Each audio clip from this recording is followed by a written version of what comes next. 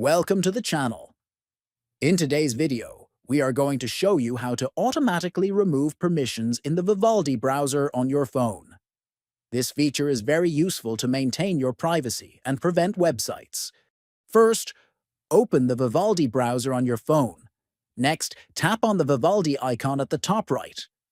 From this menu, scroll down and select the Settings option to access browser preferences. After that, scroll down and tap on Content Settings.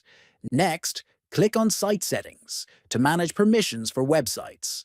Then, scroll down until you find the Automatically Remove Permissions option. Finally, toggle this setting to enable automatic removal of site permissions. Once this is turned on, Vivaldi will automatically remove permissions from websites when they are no longer in use. This helps you maintain privacy and reduces the risk of unnecessary tracking online. If you found this video helpful, please like it, share it, and subscribe to the channel for more tutorials.